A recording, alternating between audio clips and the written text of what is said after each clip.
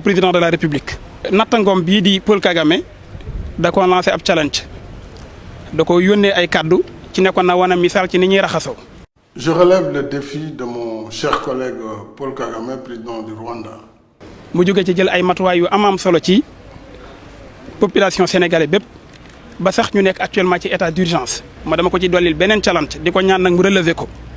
mooy mboolem àdduna bi am nañu jaaxle am nañu tiit jaxasoo nañ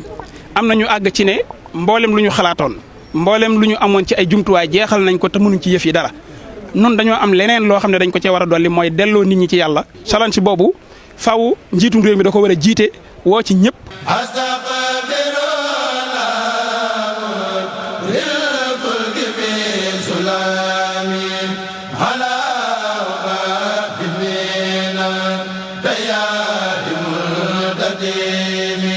ñu maase ci tuub baloon tey àq di sakki sarax te yàlla rek tax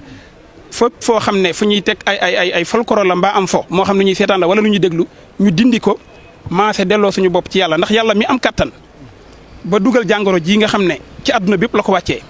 te benn bët mënu koo gis bëtub kese ngir dafa tuuti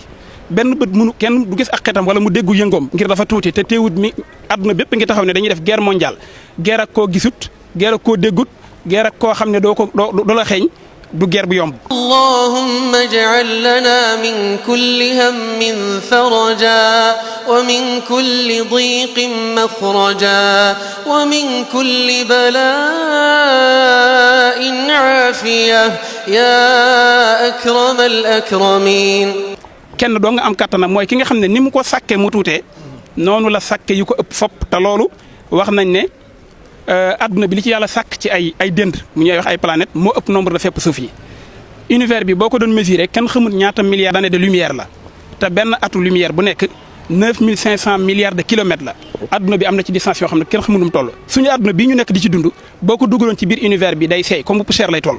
yàlla mi am kattan ci sàkk lu ndaw noonu la amee kattan ci sàkk lu mag te bis bu set ñi nga xam ne ñoo yëngu ci science dañuy wax ne li ñuy wax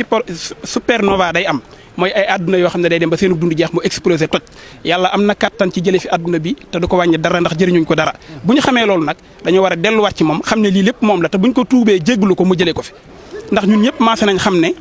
lii ñuy def ni diggante temporel ak spirituel ñoo mas di ànd